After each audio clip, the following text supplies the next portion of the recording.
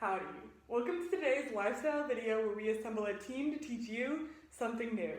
Today we're covering something related to sexual health and personal to my life. My husband and I wanted to have kids, but we were struggling to get pregnant.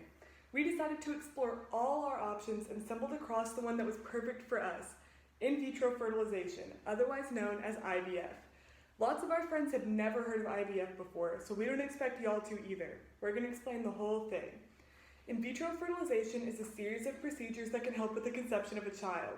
Its popularity has been growing in recent years due to improvements in medical technology. It takes a couple steps to work, so listen close. First, eggs are harvested from ovaries. Then those eggs are fertilized with sperm. The fertilization occurs outside of the body. The eggs and sperm can both come from parents that are doing IVF together, or the egg or sperm can come from a donor. After the fertilized eggs take outside the body, they can be implanted into the uterus and a woman can eventually become pregnant.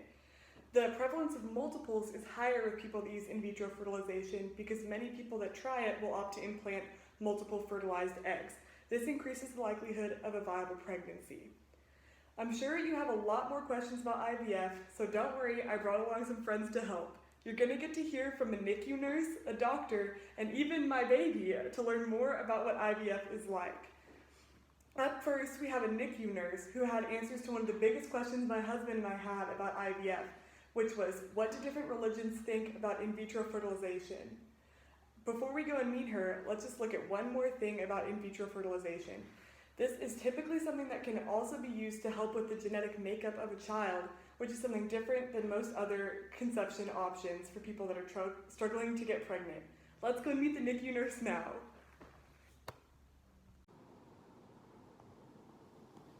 Howdy. My name is Lindsay and I'm a NICU nurse. This is actually a very common question that we get asked. Many people want to know if religion has an impact over people's views on the use of IVF.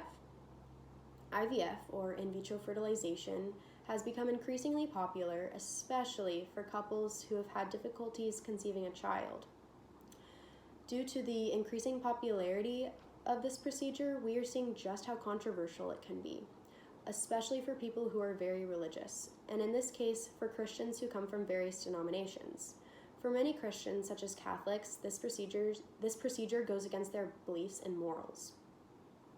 On the other hand, many Christians and other religions don't see anything wrong with the use of IVF.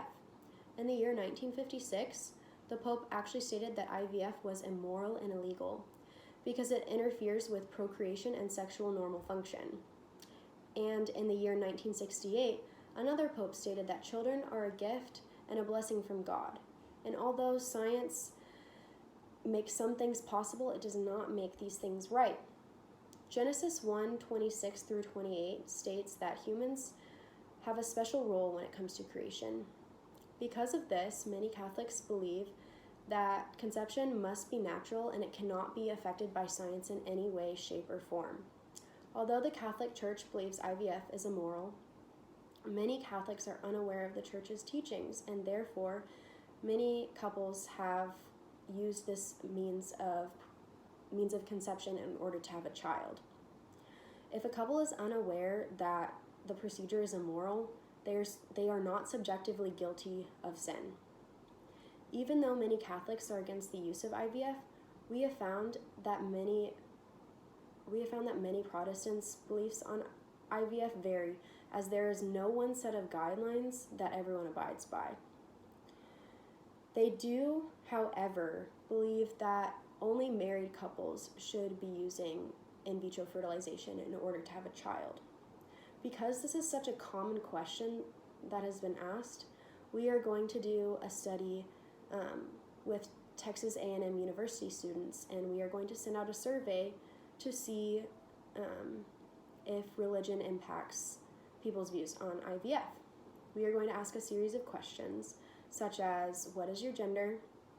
What is your religion? And please specify your denomination. To your knowledge, what is IVF?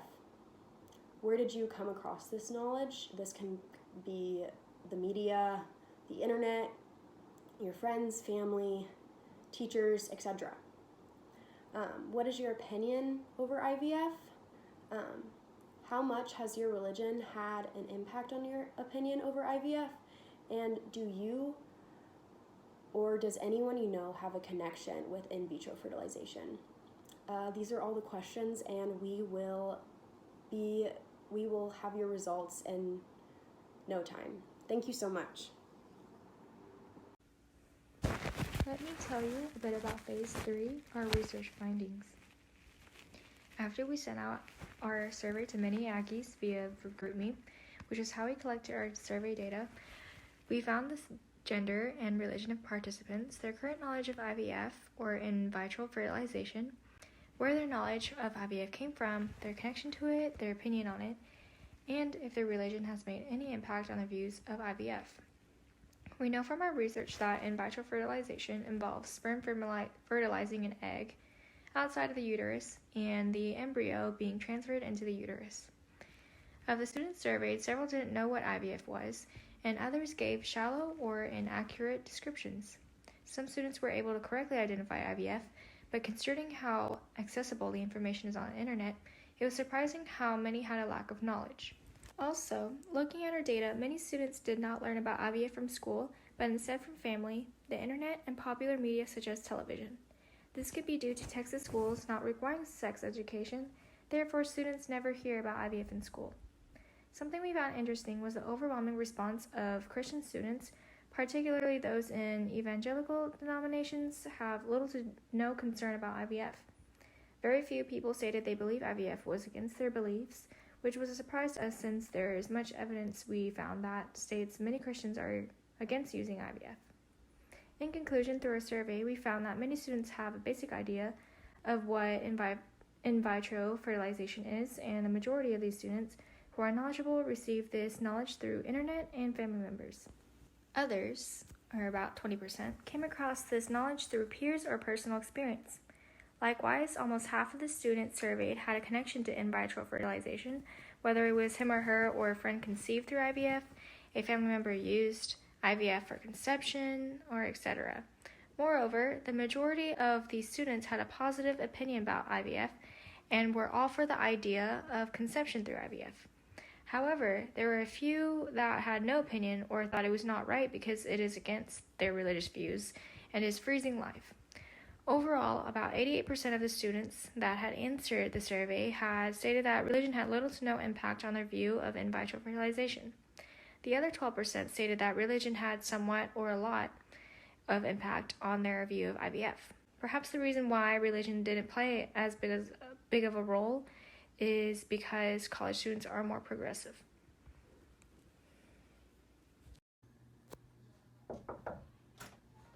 Hi, my name is Dr. Amy, as you might remember, and I was just going to come in and tell you your results to your study. Have you been feeling well? And do you mind if I explain your results with your husband in the room? Okay, good. So basically, we learned a lot in this study. We learned that our hypothesis and prior research told us that religion would affect people's views on IVF, but we learned through this study that TAMU students didn't really have any impact of their religion on their views of IVF, which is not what we expected at all. We also learned that people who had knowledge of IVF learned their knowledge through TV shows like Grey's Anatomy and internet and media and stuff like that, which isn't the best. And then the survey was anonymous and not overtly sexual, so we believe that people participated in our survey had they come across it, just because it was super easy and anonymous. And the study taught us as the surveyors what IVF is. Like, we just went more in depth on our knowledge of IVF, and that people of Texas A&M University students were fairly uneducated on the topic, and I feel like that should be something that needs to change. And then also how to be non-judgmental in our future patients, because their opinions and views of things like IVF or any other kind of idea could be different than ours, and we need to be able to accept that. Do you have any questions? Okay, thank you.